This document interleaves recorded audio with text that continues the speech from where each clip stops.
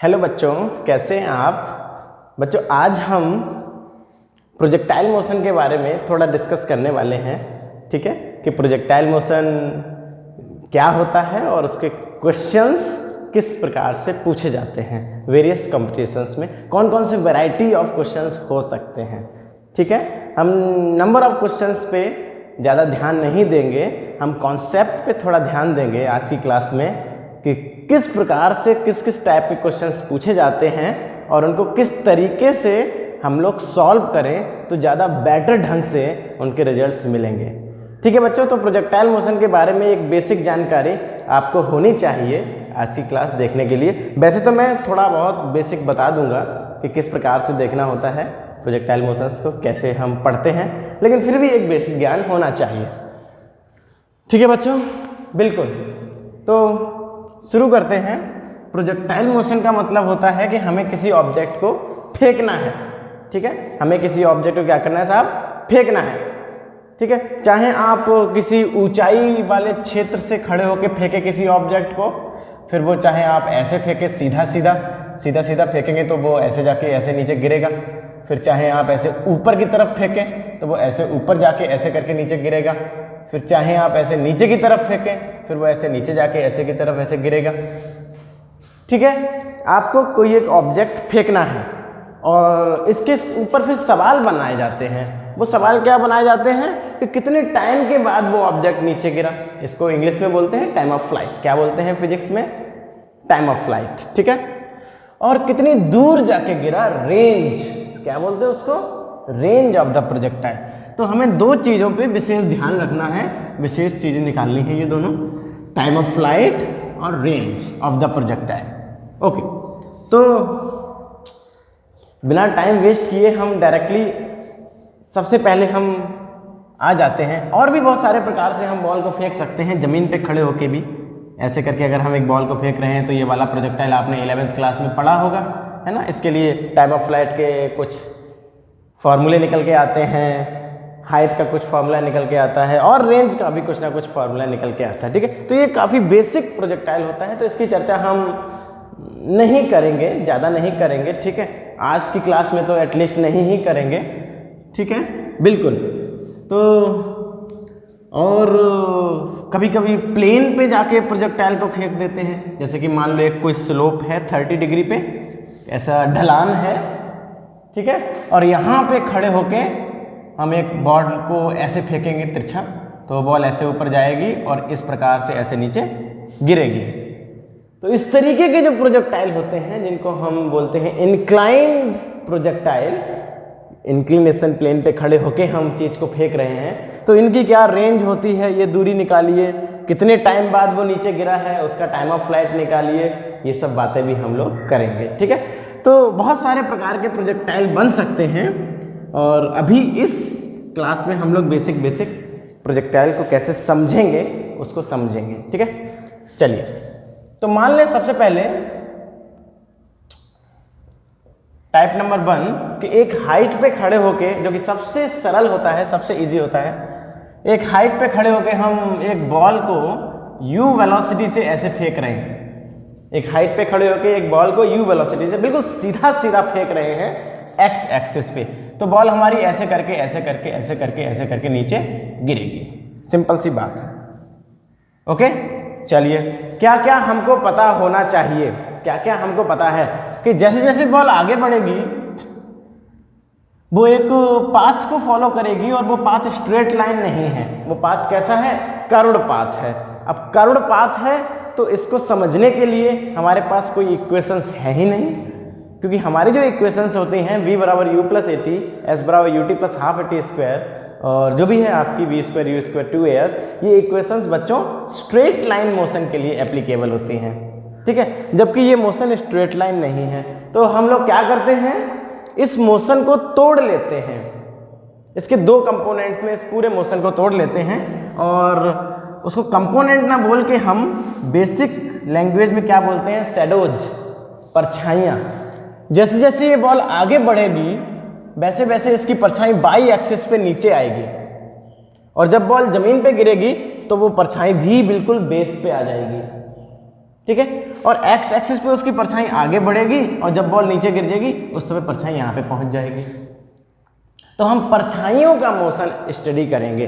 किसका स्टडी करेंगे मोशन? परछाइयों का, ठीक है। शैडोज, तो बाई एक्सिस पे इसकी शैडो कैसे काम कर रही है और एक्स एक्सिस पे इसकी शैडो कैसे काम कर रही है, अगर हमने ये सीख लिया तो हम प्रोजेक्टाइल को बिना फार्मूलों की मदद से सॉल्व कर सकते हैं, ठीक है। फार्मूलों की ज़रूरत हमको नहीं पड़ेगी। वैसे फार्मूलों की ज़रूरत हमको तब पड़ती है जब हमें क्विकली बहुत जल्दी से जल्दी आंसर निकालना हो, लेकिन फार्मूलों को फिर हमको याद भी रखना पड़ता है, उसके लिए एक हेडेक भी होती है ना, कि उसको याद रखना है। चलिए तो शुरू करते हैं। बच्चों हमने एक बॉल को u वेलोसिटी से फेंका है, तो थोड़ी देर बाद उसकी वेलोसिटी कुछ ऐसी हो जाएगी, उसका एक कंपोनेंट ऐसे रहेगा और बाई डायरेक्शन वाला कंपोनेंट ऐसे रहेगा नीचे। थोड़ी देर बाद अगर हम देखेंगे तो उसकी वेलोसिटी ऐसी हो जाएगी, उसका एक कंपोनेंट ऐसे रहेगा और बाई डायरेक्शन वाला कंपोनेंट थोड़ा बढ़ जाएगा। और थोड़ी देर बाद देखेंगे तो उसकी वेलोसिटी ऐसी हो जाएगी, उसका एक कंपोनेंट ऐसा रहेगा और बाई डायरेक्शन वाला कंपोनेंट और बढ़ जाएगा। कुछ बेसिक जानकारियां बच्चों आपको पता होनी चाहिए, और वो क्या है कि एक्स डायरेक्शन वाला कंपोनेंट कभी भी चेंज नहीं होता। एक्स वाला कंपोनेंट हमेशा यू ही रहेगा। क्यों? क्योंकि जिस समय हमने प्रोजेक्टाइल को फेंका और वो हवा में आ गया, हवा में उसके ऊपर केवल एक ही फोर्स लग रहा है और वो फोर्स है ग्रेविटी, जो कि डाउनवार्ड डायरेक्शन में है। ग्रेविटी किस डायरेक्शन में है बच्चों? डाउनवार्ड डायरेक्शन में है। तो एक्स डायरेक्शन में कोई फोर्स नहीं है। अगर कोई फोर्स नहीं है एक्स डायरेक्शन में, तो एक्स डायरेक्शन में वेलोसिटी भी चेंज नहीं हो सकती, ठीक है बच्चों, क्योंकि वेलोसिटी तभी चेंज होती है जब कोई फोर्स लगता है। तो इस बॉल पे कोई एक्स डायरेक्शन में फोर्स ही नहीं लग रहा। जब वो हवा में थी, पहले हमने फोर्स लगा के उसको कुछ वेलोसिटी दे दी, उसके बाद जब वो हवा में थी उस टाइम उस पे एक्स डायरेक्शन में कोई फोर्स नहीं था, पूरा का पूरा फोर्स बाई डायरेक्शन में था। इसलिए बाई वाला कंपोनेंट आपको दिख रहा है कि वो धीरे धीरे इंक्रीज हो रहा है, ग्रेविटी बाई डायरेक्शन में है, और एक्स वाला कंपोनेंट वैसा ही रहेगा। अगर हम शैडो की बात करें तो जिस समय बॉल फेंकी गई है, जो भी ऑब्जेक्ट है वो आपका फेंका गया है, उस समय एक्स डायरेक्शन में फेंका गया है। तो बाई डायरेक्शन में अगर हम देखेंगे तो इनिशियल वेलोसिटी उसकी, अगर हम इस शैडो को स्टडी करना चाहें, ये जो शैडो नीचे आ रही होगी इस बॉल के साथ साथ ऐसे नीचे आ रही होगी इस प्रकार से, ठीक है, इस प्रकार से ऐसे नीचे आ रही होगी, ऐसे धीरे धीरे बॉल के साथ साथ नीचे आ रही होगी, और ये वाली शैडो धीरे धीरे बॉल के साथ साथ आगे बढ़ रही होगी। तो आपको इस शैडो की अगर स्टडी अगर हम करें तो इनिशियल वेलोसिटी इसकी 0, इस शैडो की इनिशियल वेलोसिटी 0। क्यों? क्योंकि ऑब्जेक्ट पूरा का पूरा एक्स डायरेक्शन में चल रहा था। इनिशियली ऑब्जेक्ट पूरा का पूरा एक्स डायरेक्शन में चल रहा था, तो बाई डायरेक्शन में उसकी वेलोसिटी क्या हो जाएगी? 0 हो जाएगी। ओके, उसके बाद एक्सीलरेशन के कारण उसमें कुछ ना कुछ वेलोसिटी आई, कुछ ना कुछ वेलोसिटी आई, कुछ ना कुछ वेलोसिटी आई, और उसने इस हाइट को, h हाइट को उसने कवर कर लिया, ठीक है, इस प्रकार से।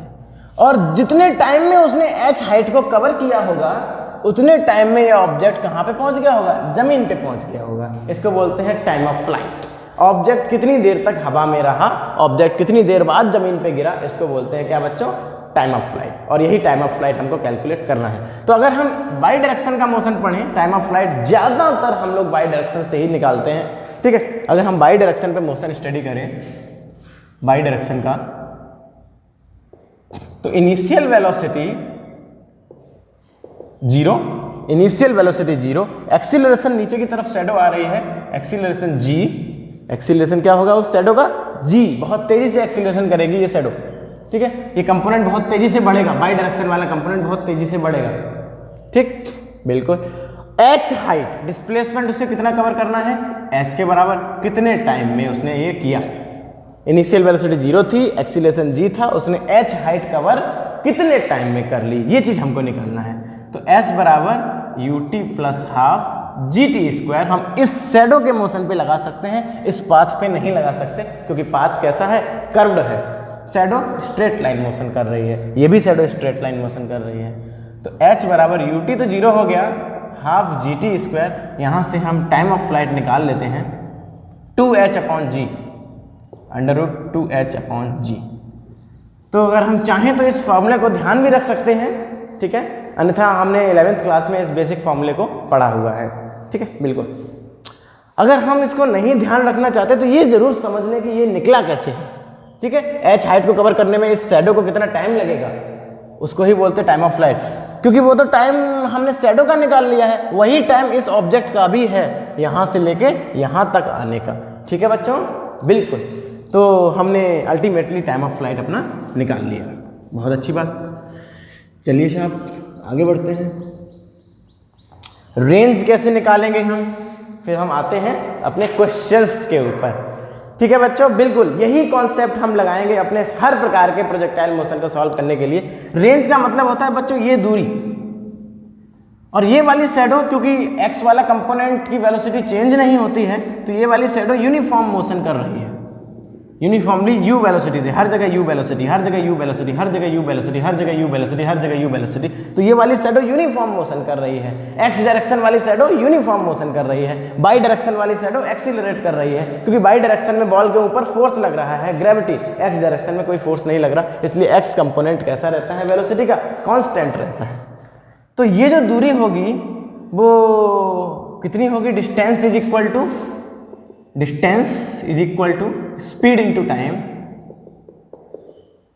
स्पीड तो u है, u वेलोसिटी से इसको कवर किया गया है, जितनी भी वेलोसिटी से हमने फेंका है उतनी ही वेलोसिटी से इसको कवर किया गया, वो वेलोसिटी चेंज नहीं होती है कभी भी।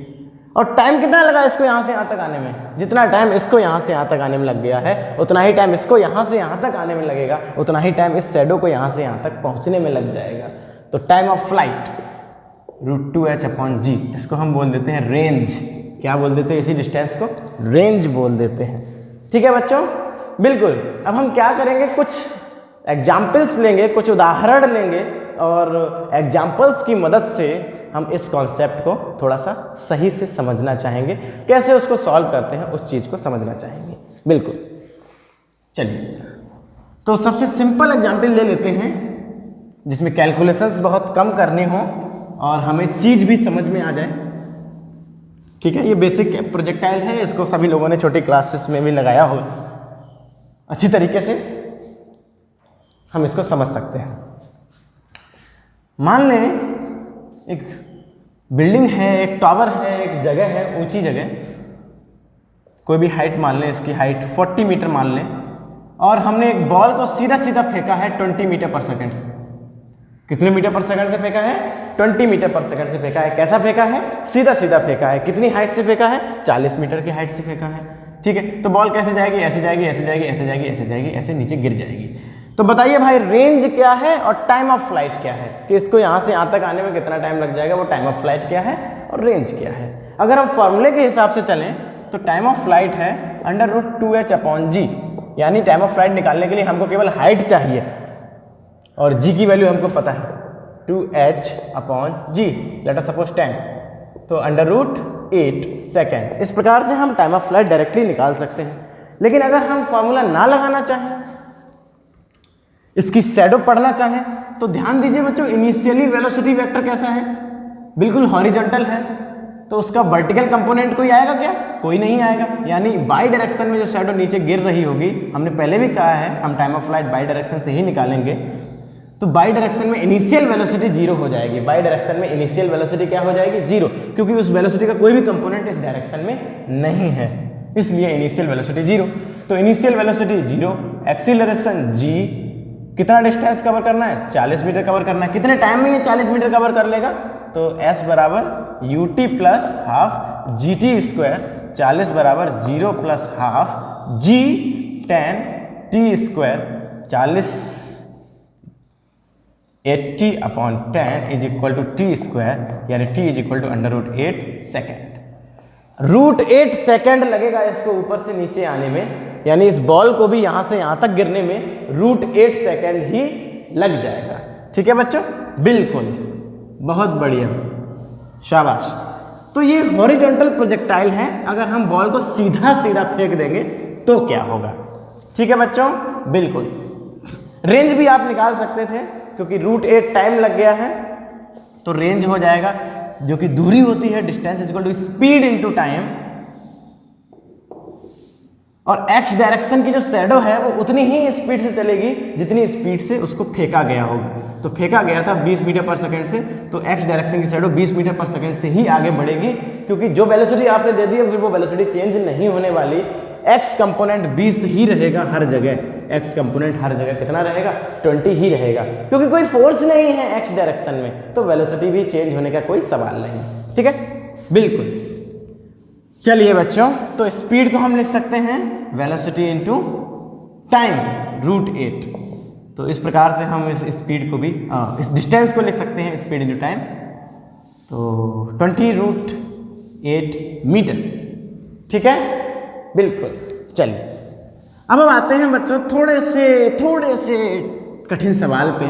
हालांकि वो अपने आप में सरल है, लेकिन थोड़ा सा टफ है, उसको अच्छे से समझना है हमें। मान लीजिए हम एक बिल्डिंग पे खड़े हैं, ठीक है। आज की जो ये वाली क्लास बनाने का उद्देश्य है वो यही है कि आपको विभिन्न प्रकार के प्रोजेक्टाइल, जो वैरायटीज ऑफ प्रोजेक्टाइल होते हैं, वो आपको समझाए जाएं कि किस प्रकार से हम उन प्रोजेक्टाइल्स को बना लेते हैं। अभी तक जो हमने समझा वो तो हम पहले भी पढ़ चुके हैं, ठीक है, वो हमारे लिए नया नहीं था। ओके, मान लें हमने हॉरिजॉन्टल डायरेक्शन में बॉल नहीं फेंकी, उससे थोड़ा सा तिरछा फेंका, 45 डिग्री या 37 डिग्री, कोई भी एंगल ले सकते हैं। अभी आप 45 मान लीजिए, तो फिर ये जो वेलोसिटी है उसको मान लीजिए 20√2 और इसको आप 40 मीटर ही मान लीजिए। तो ऐसे भी तो हम फेंक सकते हैं किसी बॉल को, ठीक है, 40 मीटर पे खड़े होके, और बॉल को थोड़ा ऐसे तिरछा भी तो फेंक सकते हैं। और बॉल कैसे गिरेगी? इस प्रकार से जाके गिरेगी। ये बनेगी इसकी रेंज। ये क्या बन जाएगी? इसकी रेंज। ओके, और जितना टाइम वो हवा में रहेगी बहुत जल्दी ही गिर जाएगी, क्योंकि हमने फेंका है, ठीक है। पहले हमने ऐसे फेंका था, ठीक है, अभी हम उसको ऐसे भी फेंकेंगे, थोड़ा टाइम ज़्यादा लग जाएगा उसमें, ठीक। अभी हमने ऐसे फेंका है, तिरछा फेंका है। तो अगर हम इस प्रकार के क्वेश्चन में देखें कि क्या हो रहा है, तो हम सबसे पहले उसका एक पाथ बना लेंगे और बाई डायरेक्शन का मोशन पढ़ेंगे टाइम ऑफ फ्लाइट के लिए। टाइम ऑफ फ्लाइट के लिए, फॉर टाइम ऑफ फ्लाइट हमें क्या पढ़ना है? बाई डायरेक्शन का मोशन। जो बाई डायरेक्शन पे शैडो चल रही है उसका मोशन, एक्स डायरेक्शन वाली शैडो का मोशन नहीं पढ़ना है, ठीक है। क्योंकि बाई डायरेक्शन में हमको पता है कि ये 40 मीटर को उसको कवर करना है। ये हमेशा दिया जाएगा, कितनी हाइट से फेंक रहे हैं वो तो हमको पता ही होगा, है ना, तो उसमें कोई क्यूरियस क्वेश्चन नहीं है। तो ये जो वेलोसिटी है उसका एक कंपोनेंट बाई डायरेक्शन में आ रहा है और एक कंपोनेंट एक्स डायरेक्शन में आ रहा है। तो सबसे पहले हम ये कंपोनेंट्स ही निकाल लें, ठीक है। तो ये 20√2 का cos 45 ये आएगा, 20√2 का cos 45, 20√2 का cos 45 ये वाला कंपोनेंट हो जाएगा, और 20√2 का sin 45 ये वाला कंपोनेंट हो जाएगा। ओके, अब cos 45 क्या होता है? 1/√2, जो कि कट जाएगा तो बचेगा 20 मीटर पर सेकेंड। ये आ गया 20 मीटर पर सेकेंड, ये वाला कंपोनेंट, ठीक है। एक्स कंपोनेंट क्या आ गया? 20 मीटर पर सेकेंड। ऐसे ही बाई कंपोनेंट इनिशियली कितना आ गया? क्योंकि वेलोसिटी तिरछी थी तो उसका कोई ना कोई एक बाई में भी आ गया है। ये 45 sin 45 भी 1/√2 होता है, तो ये भी कट जाएगा। ये भी 20 मीटर पर सेकेंड आ गया, 20 मीटर पर सेकेंड। अब आप चाहें तो इस वेलोसिटी को हटा भी सकते हैं, आपको कंफ्यूज करेगी इसलिए, ठीक है, इस प्रकार से। तो उसका एक कंपोनेंट 20 मीटर पर सेकंड है और एक कंपोनेंट 20 मीटर पर सेकंड है। इस प्रकार से सबसे पहले हम उसके कंपोनेंट्स कर लेंगे। अब बाई डायरेक्शन का मोशन पढ़ेंगे। इनिशियल वेलोसिटी का 0 है नहीं, उसका एक कंपोनेंट इनिशियली है जो कि 20 मीटर पर सेकंड है। एक्सीलरेशन कितना है? इस डायरेक्शन में जब शैडो नीचे गिरती है तो बहुत बुरी तरीके से एक्सीलरेट करती है, g। एक्सीलरेशन कितना होता है उसका बाई डायरेक्शन में? g। कितना डिस्टेंस उसको कवर करना है? 40 मीटर। डिस्टेंस को कितना कवर करना है बच्चों? 40 मीटर, 40 मीटर। तो इस हिसाब से अगर हम देखें तो कितना टाइम लगेगा? s बराबर ut प्लस हाफ gt²। फार्मूले बच्चों नहीं लगाएंगे, ठीक है, फार्मूले लगाने में कठिनाई होती है उनको याद रखना, ठीक है। अगर आप इक्वेशंस बनाएंगे, अगर आप कॉन्सेप्ट को समझ लेंगे तो आपको फिर फॉर्मूले याद करने की जरूरत नहीं पड़ेगी, ठीक है। और फ्रीली आप कभी भी कहीं भी बैठ के सवाल लगा सकते हैं बड़े आराम से। तो s 40 मीटर कवर करना है। इनिशियल वेलोसिटी उसकी कितनी है? 20 मीटर। टाइम हमको नहीं पता, प्लस हाफ gt², टाइम हमको नहीं पता। तो 40 = 20t प्लस 5t²। तो ये एक क्वाड्रेटिक इक्वेशन बनी है और इस क्वाड्रेटिक इक्वेशन को सॉल्व करके हम टाइम निकाल लेंगे। इसको पहले 5 से भाग लगा दें क्योंकि ये अच्छा बन जाएगा, थोड़ा सा सरल हो जाएगा। 5 8 जा 40, 5 4 जा 20 प्लस टी स्क्वायर, तो ये बन गया T square plus 4t minus 8 is equal to 0। बच्चों टाइम की दो वैल्यू आएंगी, एक वैल्यू तो पॉजिटिव आएगी और एक वैल्यू निगेटिव आएगी। सीधी सी बात है, अगर हमने कोई बॉल फेंकी है तो कुछ ना कुछ तो टाइम के बाद वो नीचे गिरेगी ही, तो उसकी वैल्यू पॉजिटिव वाली जो होगी वो सही आंसर होगा। जो पॉजिटिव वाली जो वैल्यू होगी वो कैसा आंसर होगा, सही आंसर होगा। ठीक है, तो आप निकाल लीजिए जितना भी आएगा, 1 सेकेंड 2 सेकेंड जितना भी इसका आंसर रहता है वो। ठीक है, ये बहुत सिंपल है। तो कैसे सॉल्व करते हैं इसको, ये आपको पता होगा कि गुणा करके 8 हो जाए, मल्टीप्लाई करके 8 हो जाए, लेकिन घट के 4 हो जाए तो आप उसको सॉल्व कर सकते हैं बड़े आराम से। नहीं तो आप कैसे भी करके, अगर आप चाहें तो मिडिल टर्म स्प्लिटिंग लगा सकते हैं, कुछ लोगों को वो पसंद आता है। ठीक है, और चाहे तो आप ना भी लगाएं। ठीक है, जो आपको फॉर्मूला दिया जाता है आप उससे भी लगा सकते हैं, minus B plus minus B square minus 4ac upon 2a, इससे भी लगा सकते हैं। ठीक है, तो सॉल्विंग पे हम नहीं जा रहे हैं क्योंकि वो आसान है, सबको पता है कि वो आप सॉल्व कर सकते हैं। ठीक है, तो मैं तो इसी को प्रीफर करूँगा कि आप इसी को लगाएं, क्योंकि मिडिल टर्म स्प्लिटिंग इक्वेशन हमेशा आपको इतनी आसान नहीं मिलेगी कि आप मिडिल टर्म स्प्लिटिंग से सॉल्व कर लें। ठीक है, कभी कभार आपको इक्वेशन ऐसी भी मिलेंगी जो उससे सॉल्व नहीं हो पाएंगी जल्दी से। ठीक है, पॉइंट्स वगैरह में जिसके आंसर आते हैं, तो आप इसी को लगाइए, थोड़ा सा टाइम लगेगा, लेकिन अगर आप इसकी प्रैक्टिस ज़्यादा से ज़्यादा करेंगे तो जल्दी से जल्दी आंसर इससे आप प्राप्त करना सीख लेंगे। और इससे अगर आप जल्दी से जल्दी आंसर प्राप्त करना सीख गए तो आप मिडिल टर्म को छोड़ना पड़ेगा फिर आपको। ठीक है, बिल्कुल, तो इसी को आप अप्लाई कीजिए। तो यहाँ से आप टाइम ऑफ फ्लाइट निकाल सकते हैं कि इस शैडो को कितना टाइम लगा ऊपर से नीचे आने में, उतना ही टाइम बच्चों इस बॉल को नीचे आने में लगेगा। तो इस तरीके से आप इस प्रोजेक्टाइल के टाइम ऑफ फ्लाइट को सॉल्व करेंगे। बस इतना ही अंतर हो गया है कि इसका एक कंपोनेंट नीचे आ गया है, यू की वैल्यू 0 नहीं हुई, इसीलिए ये इक्वेशन एक क्वाड्रेटिक इक्वेशन बन गई। ठीक है, बिल्कुल, तो ये काफ़ी आसान था इसको सॉल्व करना। चलिए साहब, रेंज क्या है इसकी, रेंज जो होगी, ये जो डिस्टेंस होगी वो होगी स्पीड इनटू टाइम, कि एक्स डायरेक्शन में क्या स्पीड है जो कि कांस्टेंट होती है इनटू टाइम। तो स्पीड एक्स डायरेक्शन में 20 है, स्पीड इनटू टाइम जो भी आया होगा फर्स्ट पार्ट का वो आपको यहाँ पे रखना पड़ेगा और आपको क्या मिल जाएगी, रेंज, कुछ ना कुछ मीटर में आपको रेंज मिल जाएगी। ठीक है बच्चों, तो आप इस प्रकार के सवालों को भी बड़े आसानी से सॉल्व कर सकते हैं, बड़े आराम से, कोई भी गलती नहीं होगी अगर आप शुरुआत में ही कंपोनेंट्स कर लेंगे और इसकी शैडो की स्टडी करेंगे। तो इनिशियल वेलोसिटी 20 आई है इस बार, इसका एक कंपोनेंट जो आया है वो 20 आया है, तो इनिशियल वेलोसिटी 20 और फिर उसको 40 मीटर कवर करना है, तो कितना टाइम लगेगा, बस इतना अगर आपको पता चल गया तो आप बड़े आराम से इसको सॉल्व कर सकते हैं। ठीक है, बिल्कुल। चलिए एक सवाल ले लेते हैं जिसमें प्रोजेक्टाइल को ऊपर की तरफ फेंका जाए, हॉरिजॉन्टल नहीं फेंका जाए, नीचे ना फेंका जाए, ऊपर की तरफ फेंका जाए। किधर फेंका जाए, ऊपर की तरफ। ठीक है, बिल्कुल।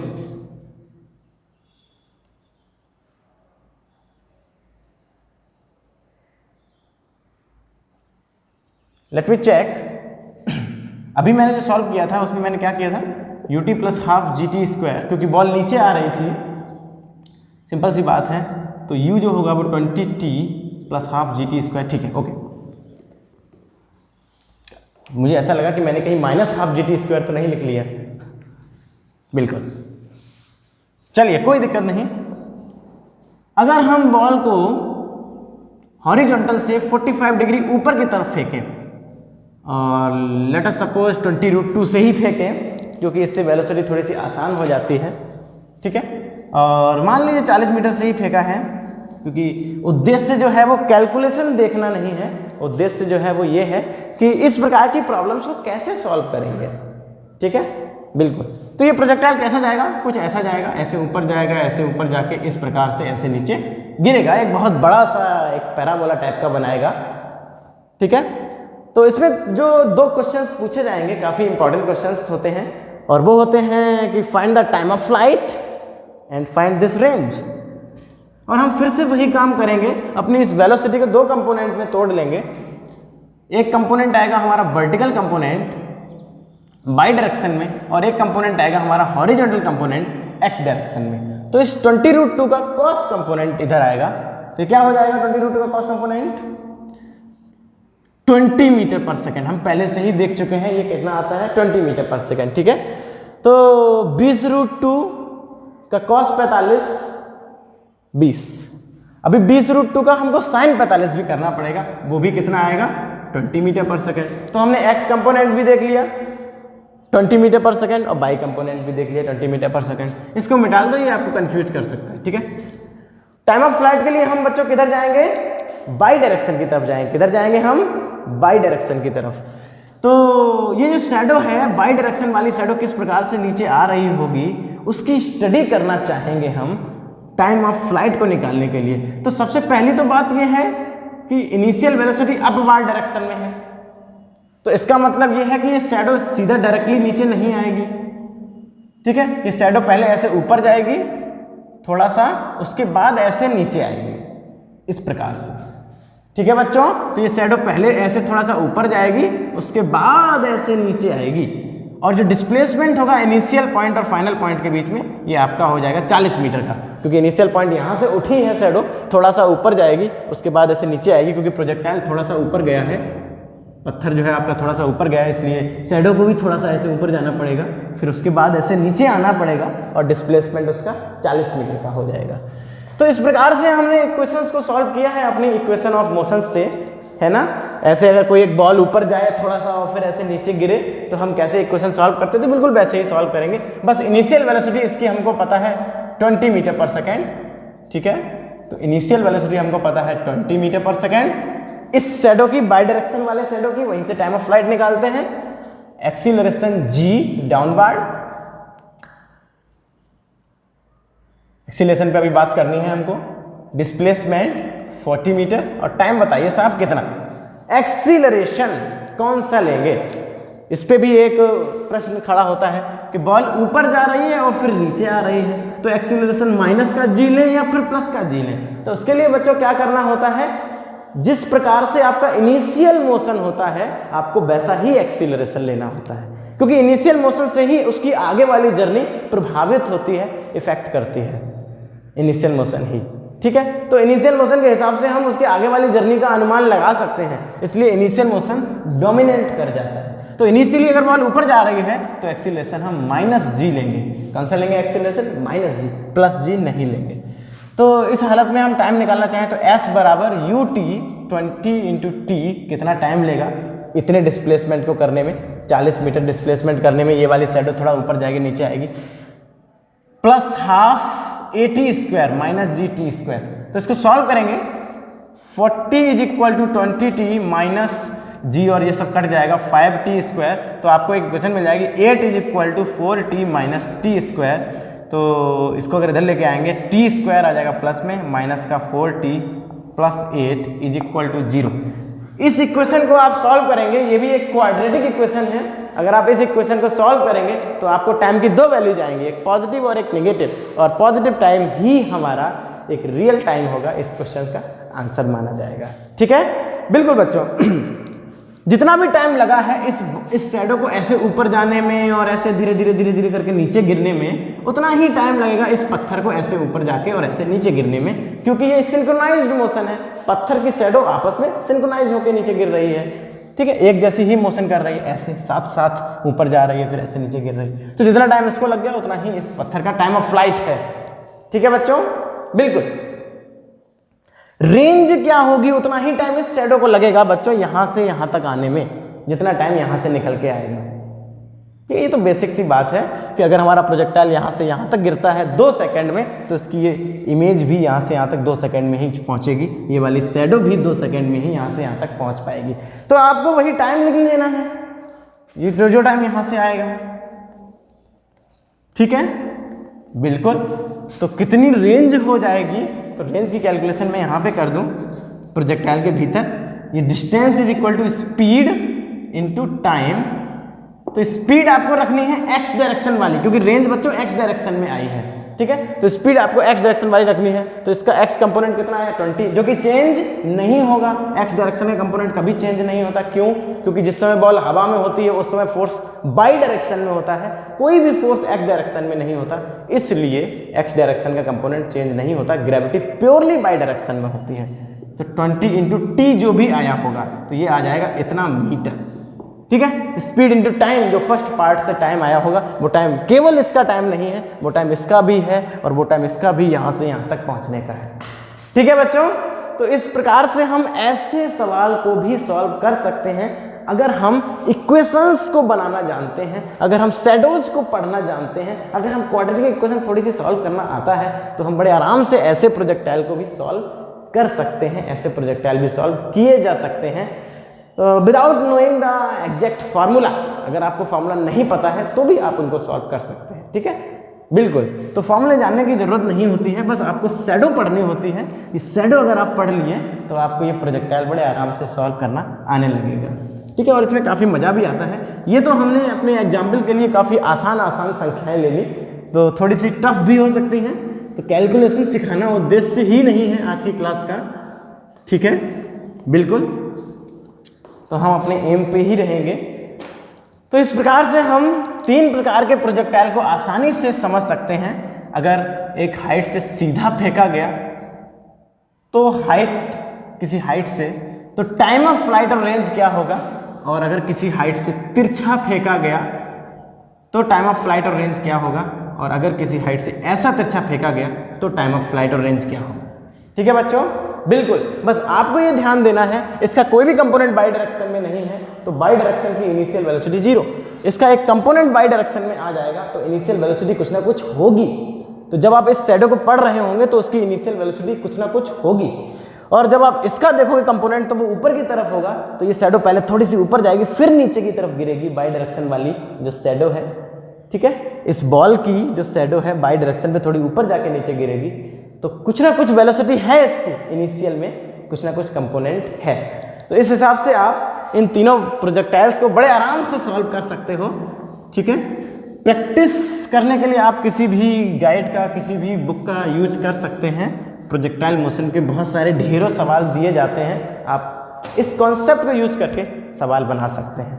ठीक है, अगली क्लास में हम बताएंगे इंक्लाइंड प्रोजेक्टाइल। ये हमने हाइट वाले प्रोजेक्टाइल बता दिए, अगर हम हाइट से फेंकेंगे तो क्या होगा अगली क्लास में बताएंगे। अगर जमीन पे खड़े होकर हम ऐसा थोड़ा तिरछे प्लेन से फेंकें, नीचे से अगर हमने ऐसे फेंका तो वो ऐसे जाके ऊपर जाके ऐसे गिरेगा, तो वो कितनी रेंज होगी उसकी और कितना उसको टाइम लगेगा मिलनी। हमारा उद्देश्य रेंज, टाइम और हाइट निकालने का होगा अगली क्लास में। ठीक है, जो नॉलेज है जो आपको चाहिए इन लेक्चर्स को समझने के लिए, इन प्रोजेक्टाइल्स को समझने के लिए, वो कम से कम इतनी तो चाहिए ही कि आपको ये वाला प्रोजेक्टाइल सॉल्व करना आना चाहिए। ठीक है, और हम अपनी बेसिक शुरुआत इसी से करेंगे और इससे हम यहाँ पे पहुँचेंगे। ठीक है, जिससे कि आपको ये पूरा अच्छे से समझ में आ जाए। चलिए बच्चों, तो आज की क्लास में इतना ही रखते हैं। ओके, तो अच्छे से आप पढ़िए और अपना ध्यान रखिए। Okay, thank you.